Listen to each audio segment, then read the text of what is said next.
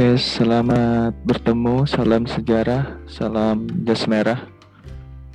Video kali ini mau bahas soal terkait PH sejarah minat terakhir ya, tentang peradaban awal dunia. Coba lihat tuh. Nah, peradaban awal dunia. Lalu untuk nilai-nilai kan sudah, tapi ada beberapa yang masih di bawah KKM. Maka dari itu perlu diperbaiki. Caranya nanti seperti biasa kalian kerjakan lagi lewat Google Formnya, disalin soal lalu jawabannya disalin ke kertas ya, sesuai dengan apa yang sudah Tayu dibahas di sini. Oke, langsung aja kita lihat soalnya ya. PH 3 bab 5 sejarah minat kelas 10 semester 2. Ini artinya kalau kalian bingung itu artinya apa, kita cek PS1 aja.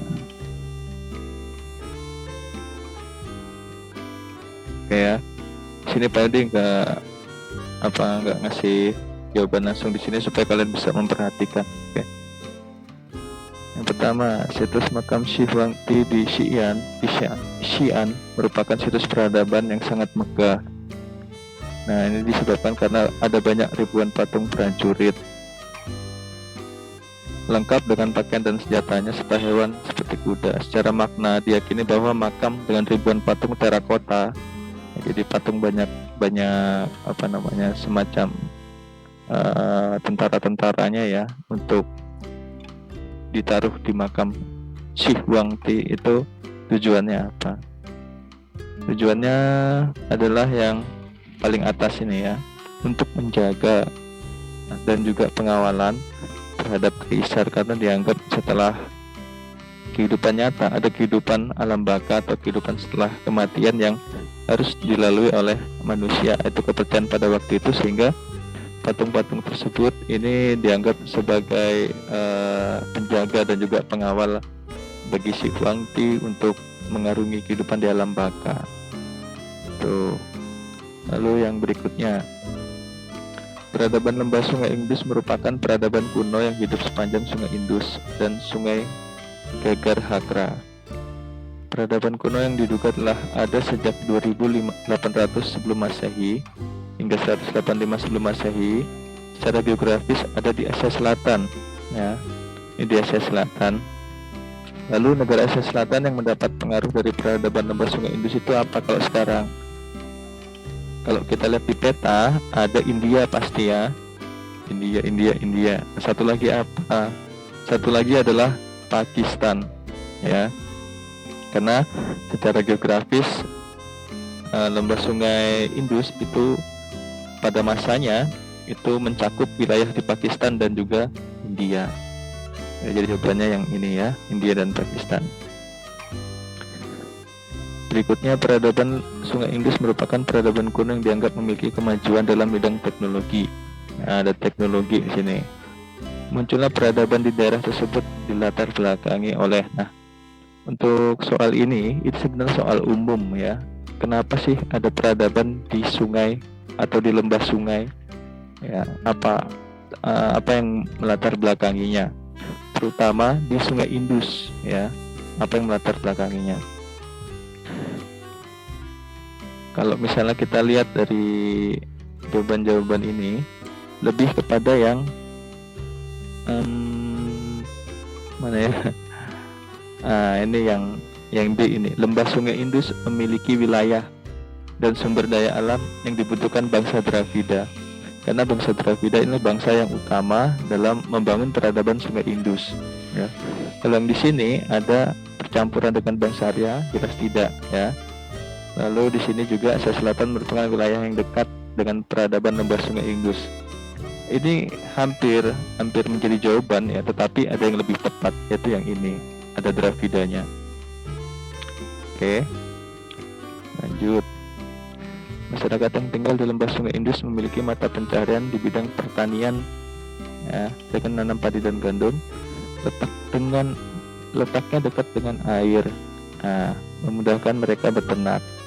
Dari informasi tersebut dapat disimpulkan bahwa apakah makanan pokok, hewan ternak merupakan hewan liar. Ini pengecoh-pengecoh ya, terbentuk sejak 2800 sebelum Masehi. Ini secara umum masyarakat lembah Sungai Indus mengandalkan air sungai. Nah, ini jawabannya yang D ya.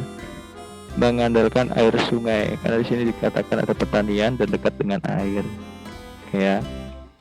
Masyarakat lembah Sungai Indus mengandalkan air sungai untuk menunjang kehidupan sehari-hari. Lanjut. Informasi yang tidak sesuai dengan peradaban lembah Sungai Indus. Ya, yang tidak sesuai. Oke. Sungai Indus ini peradabannya dibangun oleh bangsa Dravida ya, tanpa ada percampuran. Ini bukan jelas. Reruntuhan pusat kota juga bukan. Ini cerita saat penemuannya. Nah, di sini nih, bangsa Dravida merupakan bangsa yang memajukan peradaban tersebut. Jadi jawabannya yang C ya. Ini juga bukan. Lalu ini abad ketiga, ya memang secara waktu ya, ini sudah ada sejak 28 abad yang lalu ya, di tahun 2800 dan berakhir sekitar abad kedua ya. Berarti abad ketiga ini juga bisa masih masuk ya. Jadi abad 28 sampai abad kedua itu masih masuk sini. Jadi ini abad 3 juga bisa. Tidak. Oh, informasi yang tidak sesuai. Yang tidak sesuai ya. Yang tidak sesuai berarti yang ini dong, yang A ya. Ada percampuran bangsa Dravida dan bangsa Arya. Ya. Kalau yang ini, tentuan pusat kota ditemukan, ya ini masuk. Kenapa? Karena ada kemajuan dalam hal teknologi tata kota. Ini terkait dengan Sungai Indus. Bangsa Dravida juga masuk. Perkembangan peradaban geografis masuk ke Asia Selatan, ya ini juga masuk. Ya, pada dikira tadi yang sesuai ya. Kalau yang sesuai, ini yang paling sesuai, tetapi yang lain juga masuk. Ini masuk, tetapi yang ditanyakan yang tidak sesuai. Jawabannya yang A ya. Itu benar-benar nggak bingung ya. Lanjut. Sebuah peradaban memiliki hasil kebudayaan masing-masing. Kemajuan peradaban sejalan dengan kemajuan hasil budaya yang dihasilkan masyarakatnya. Manusia selaku pemilik kebudayaan merupakan aktor utama. Hal ini dilatar belakangi oleh, nah ini masuk ke dalam hakikat peradaban. Tadi pernah jelaskan di awal. Harapannya kalian juga screenshot ya, capture materi-materinya. Manusia memiliki tangan dan kaki ya. Manusia makhluk sosial ya, juga insting ya, naluri ya, akal budi ya. Tetapi yang lebih masuk yang mana? Yang akal budi. Karena tidak semua makhluk hidup memiliki akal budi ya. Kalau misalnya berkaitan dengan makhluk sosial, ya primata juga makhluk sosial, tetapi mereka tidak bisa membuat peradaban. Nah, akal budi inilah yang membuat manusia ini membangun sebuah peradaban atau kebudayaan. Jadi jawabannya yang E. Lanjut. Dalam perkembangan peradaban Tiongkok kuno, berkembang adanya ilmu bela diri. Jika dikaitkan dengan kegiatan perdagangan di jalur sutra, hubungan yang dapat kita dapatkan adalah, nah, kenapa orang-orang Tiongkok mengembangkan ilmu bela diri ya? Jawabannya lebih kepada yang delta ya. Dibutuhkan oleh para pedagang untuk melindungi barang dagangan dari perampokan bangsa barbar. Ya, jadi mereka kungfu itu buat bertarung dengan penjahat-penjahat, istilahnya seperti itu. Kalau kalian suka nonton film Wong Fei Hung dulu ya, itu kan dari satu desa ke desa lain, untuk melindungi barang-barangnya mereka harus melawan perompak-perompak atau orang-orang barbar gitu ya. Oke, jawabannya. Lanjut. Peradaban Mohenjo-daro dan Harappa diperkirakan hancur sekitar abad tahun ya, sekitar tahun 1750. Melihat dari penemuan sisa-sisa reruntuhan puing pusat kota yang terkubur di dalam tanah sedalam beberapa meter. Ini ya, sisa-sisa reruntuhan puing pusat kota yang terkubur dalam tanah. Nah, di sini ada keterkaitan dengan ada apa sih yang terjadi? Yang terjadi adalah yang pergeseran aliran sungai yang menyebabkan banjir besar. Nah, waktu pembahasan materi kan tadi pernah menceritakan kalau banjir itu kan bisa mengubur sebuah peradaban yang ada di suatu wilayah, termasuk peradaban yang ada di sini juga bisa terkubur karena ada pergeseran aliran sungai yang menyebabkan banjir besar. Itu ya, banjir bandang. Berikutnya, hasil kebudayaan suatu masyarakat dapat dihasilkan apabila setiap masyarakatnya memiliki tantangan, tanggapan, kemauan, berbudi, tridaya ya. Lebih kepada tridaya ya. Tridaya itu apa? Nah, waktu itu dia sempat memberikan materi juga terkait ada tridaya, yaitu ada cipta, ada rasa, dan juga ada karsa. Cipta itu kemampuan berpikir ya, jadi semacam akal budinya. Lalu rasa itu karya seni yang diciptakan itu dengan rasa, dengan apa yang dari hatinya dia ya. Lalu yang ketiga itu ada karsa, yaitu kehendak atau kemauan untuk hidup menjadi lebih baik, menjadi lebih sempurna, bahagia lah, pokoknya lebih baik lagi kehidupannya. Seperti itu ya. Oke, tridaya jawabannya. Lanjut. Chandragupta Maurya merupakan tokoh yang mempersatukan wilayah, membangun kekaisaran Maurya. Penerusnya seperti Bindusara dan Asoka memperluas wilayah, membangun peradaban bangsa India lebih luas. Pada masa pemerintahan Asoka berkembang dan semakin luas pengaruh ajaran agama Buddha di samping agama Hindu. Dari informasi tersebut dapat diambil kesimpulan ya, kalau misalnya yang C ini ya disebarkan menggantikan, ini jelas tidak tepat ya, atau salah. Oke, jawabannya lebih kepada yang A, berperan dalam persatuan dan perluasan wilayah bangsa India. A ya, jawabannya yang lebih tepat. Lanjut. Salah satu faktor penting yang berhubungan dengan lahirnya peradaban manusia adalah adanya sungai. Asia, Afrika, lahirnya peradaban tertua umumnya terdapat lembah-lembah sungai, misalnya lembah sungai Nil, Efrat, Tigris, Kunding, dan Indus ya. Ada dampak negatif yang ditanyakan di sini. Dampak negatifnya apa? Nah, di sini ya, menimbulkan bencana bila terjadi hujan dan debit air yang berlebihan. Ya, jadi dikaitkan dengan bencana tersebut bisa menghilangkan atau melenyapkan suatu peradaban yang ada di suatu wilayah, terutama wilayah yang berada di lembah sungai. Tuh ya, jadi jawabannya adalah yang B, Bravo. Lanjut, hubungan Nusantara dengan Tiongkok diketahui dari catatan Tiongkok dengan adanya kegiatan pertama kali berupa apa? Kalau Cirebon ini kan pada zaman kerajaan Islam ya, ini udah paling baru lah. POC ini juga termasuk baru. Dinasti Tang pada masa Hindu Buddha nih. Singosari ini pada masa Hindu Buddha juga.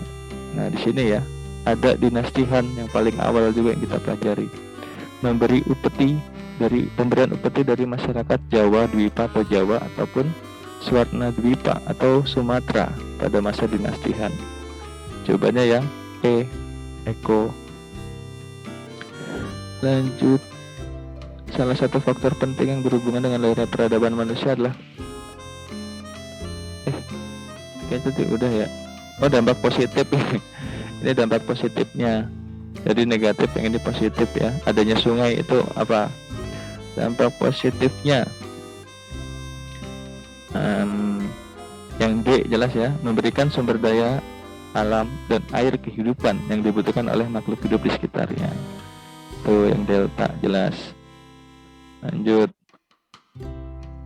Hipotesis mengenai kehancuran peradaban lembah sungai Indus disebabkan karena adanya penyerbuan bangsa Arya. Hal ini diperkuat oleh faktor di bawah ini, kecuali atau yang bukan ya. bangsa Dravida menyingkir. Ya, ini benar. Ada apa namanya? Ada hipotesis yang yang lebih diperkuat dengan adanya fakta ini. Sungai Gangga yang memiliki sumber daya alam lebih baik dibanding Sungai Indus. Nah, untuk Sungai Gangga dan Sungai Indus, keduanya memang sama-sama memiliki sumber daya alam, ya.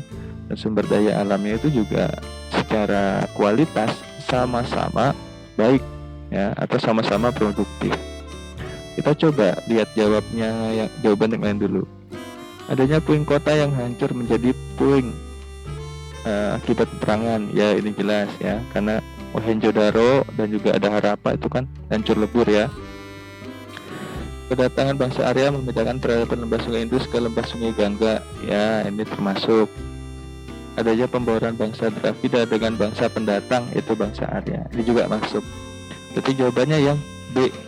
Ya, kenapa? Karena yang B ini juga perlu diperdebatkan. Apakah Sungai Gangga itu SDA-nya itu lebih baik, tetapi ketika di Sungai Indus ada peradaban, itu menandakan bahwa sumber daya alamnya bagus. Nah, begitu juga di kemudian hari ada peradaban di Sungai Gangga, berarti sumber daya alamnya juga bagus. Nah, jadi bisa dikatakan yang B ini bukan faktor yang memperkuat, ya. Jadi sama-sama bagus lah. Lanjut, peperangan dan persaingan antara pemimpin suatu wilayah dengan wilayah lainnya mengisi perkembangan peradaban Tiongkok kuno. Nah, langsung ya, berikut ini informasi yang terkait dengan berdirinya dinasti Han. Oke, dinasti Han berdiri bagaimana? Kalau yang di sini yang D ini kan udah berkembangnya ya, sudah berkembangnya. Tetapi yang ditanya adalah berdirinya. Ya, sini kekalahan Liu Bang dan Xia Liu. Nah, ini jelas bukan ya, karena mereka berdua ini menang ya. Lalu setelah mereka berdua menang, mereka berdua ini bersaing. Nah, disinilah terdapat persaingan antara Liu Bang dari Han dan Xiang Liu dari Chu. Nah, di sini ya. Jadi jawabannya yang B ya. Kenapa? Karena Liu Bang dengan Xiang Liu nanti berperang dan memenangkan Liu Bang, dan Liu Bang ini akan membawa dinasti Han. Oke, jadi jawabannya yang B.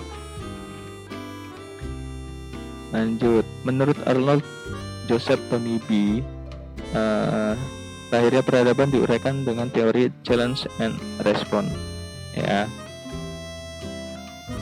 ada challenge, tantangan, respon kan semacam tanggung jawab atau tanggapan ya, tanggapan atau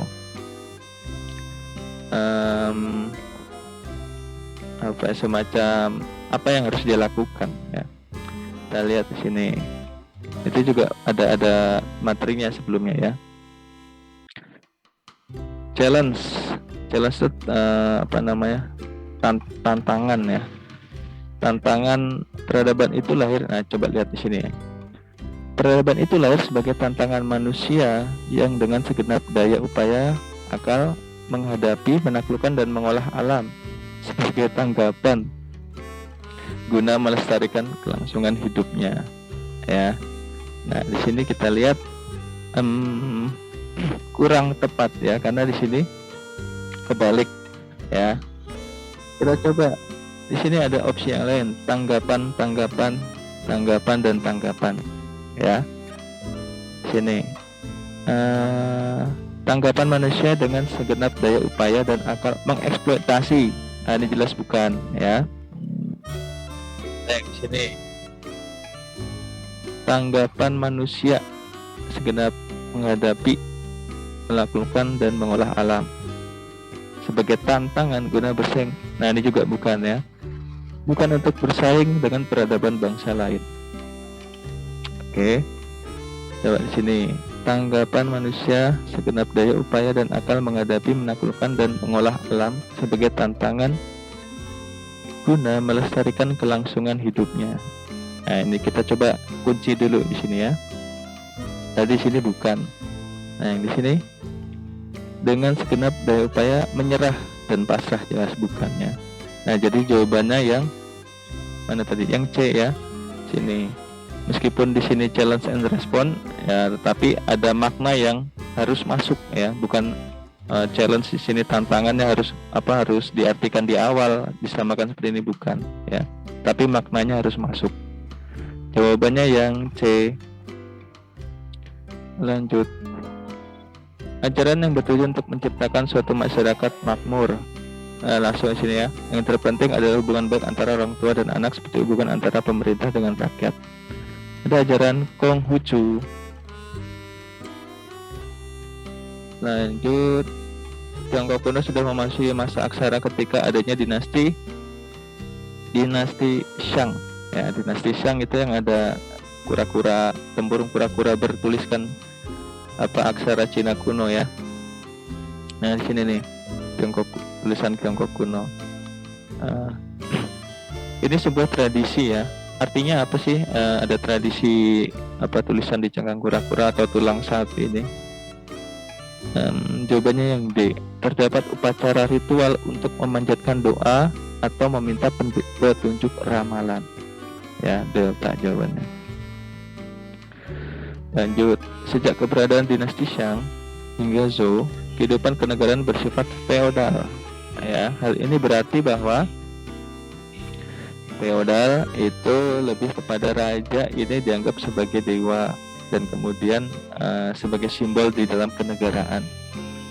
Ya, tetapi raja ini tidak bersifat sentral. Nanti kalau sentral itu lebih kepada sentralistik nanti ya, dia sebagai kepala negara dan kepala pemerintahan. Tetapi kalau feodal di sini raja sebagai simbol, lalu di bawahnya sebagai pelaksana pemerintahan ada bawahan-bawahannya. Ya, di sini konsep bahwa raja adalah dewa dan memiliki kedudukan yang disegani. Jadi jawabannya yang E, Eko. Lanjut. Peninggalan peradaban lembah Sungai Indus yang diyakini sebagai kreasi yang pertama di dunia adalah banyak yang menjawab pemandian umum ya. Tetapi pemandian umum ini tidak ada kalau tidak ada sistem drainase. Nah, jadi jawabannya yang E, sistem drainase air ya, drainase air untuk mengaliri dari sungai ke pemandian ataupun dari sungai ke pelosok-pelosok kota di pusat kota di lembah Sungai Indus itu. Jawabannya yang E. Lanjut. Wilayah tersebut merupakan wilayah kekuasaan suatu dinasti, meninggalkan situs Anyang sebagai makam tokoh bangsawan Fu Hao. Nah, dinasti yang dimaksud adalah dinasti Shang ya, dinasti Shang. C jawabannya. Lanjut. Memiliki ajaran dengan makna kebenaran. Tao Te Ching, ajaran Dao dan yang ajaran ini disebut dengan Taoisme. E. Lanjut. Dinasti pertama kali memulai pembangunan tembok besar Cina. Ya, di sini ada kotanya Xianyang dan Handan. Tembok besar Cinanya yang pada awal rekonstruksinya, bukan rekonstruksi ding, pembangunannya. Itu dinasti Han ya, yang E. Oh, kok dinasti Han sih? Dinasti Qin ya, dinasti Qin. A. Kan ada Shi Huangdi di sini, dinasti Qin ada Shi Huangdi ya. Lanjut. Sebuah peradaban dikatakan maju dan mengalami kesinambungan. Ya, lanjut. Maka dari itu generasi pada masa sekarang, cara kita untuk melanjutkan kesinambungan peradaban bangsa yang maju adalah dengan cara kesinambungan, bukan berarti kita hanya menggunakan kebudayaan yang sudah ada ya, tetapi yang C, melakukan proses belajar dan mengolah akal budi untuk menghasilkan kebudayaan yang lebih maju. Kita mengupdate terus kebudayaan ya. Kebudayaan yang ada kita jadikan sampel, kita jadikan acuan supaya kita lebih maju ya, bukan mundur malah. Itu. Lanjut. Pada masa ini merupakan masa di mana pemuka agama Hindu itu lebih identik kepada zaman Brahmana. Ya, jawabannya yang A. Lanjut. Bukan informasi yang menjadikan bahwa sungai memiliki peran vital yang bukan ya. Penyokong kegiatan iya, air sebagai sumber kehidupan iya, memiliki sumber makanan iya. Terdapat keterbatasan. Nah, di sini ya jawabannya yang D ya. Kurang tepat. Yang E, material yang dapat dipakai sebagai bahan, iya dia juga masuk ya. Ini peran vital juga. Jadi jawabannya yang delta D. Sekitar tahun 2600 diduga muncul pusat kota peradaban lembah Sungai Indus dengan memanfaatkan apa nih? Sumber daya alam ya maksudnya. Nggak ada yang ini hilang ini, SDA harusnya yang terdapat dari sungai tersebut. Masyarakat membangun kota dengan sistem tata kota dan teknologi yang tergolong sangat maju di zamannya. Berdasarkan dari puing-puing reruntuhan kota, dapat diketahui bahwa masyarakat kota membangun sarana kota dengan menggunakan material berbahan apa? Ya, kalau zaman di Indonesia Hindu-Buddha kan ada yang menggunakan batu andesit ya, ada juga yang menggunakan batu bata. Batu andesit itu warnanya hitam, itu batu dari gunung-gunung berapi. Lalu kalau batu bata ini dari lumpur yang dibakar, dan inilah yang ada di lembah Sungai Indus. Jadi jawabannya yang A. Lanjut. Berikut ini bukan merupakan manfaat dari adanya kemajuan astronomi astrologi. Yang bukan ya, manfaat ya, yang bukan manfaat ya. Itu nah ini yang B ya. Menentukan hari baik untuk acara-acara keagamaan maupun kegiatan masyarakat. Acara keagamaan ya sudah ada ya, sudah ada waktunya penanggalannya sendiri ya. Jadi itu sudah menjadi paten ya, sudah menjadi paten di situ. Ataupun kegiatan masyarakat juga. Jadi jawabannya yang B, yang bukan. Lanjut. Terakhir ya, berikut ini merupakan bukti bahwa tulisan pada masa peradaban lembah Sungai Indus sangat tinggi. Nah, ini pada masa ya, sebelum adanya agama Hindu ya pasti ya. Karena sini peradaban lembah Sungai Indus. Prasasti batu andesit salah. Huruf Pallawa ini masa Hindu. Tulisan cangkang kura-kura ini di Cina ya. Ditemukan 400-500 simbol. Nah, ini jawabannya yang D ya. Tulisan India kuno. Tulisan ini apa ya, agak sedikit kurang tepat karena di sana yang ditemukan adalah simbol-simbol 400-500 simbol kuno. Jadi jawabannya yang D. Oke, seperti itu untuk pembahasan PH yang terakhir ya, tentang peradaban kuno India dan Cina. Nanti untuk perbaikan yang masih remedial nanti Pak diinstruksikan lewat informasi terpisah ya. Seperti itu saja Pak dirasa. Terima kasih untuk yang telah memperhatikan. Salam sejarah, salam jas merah.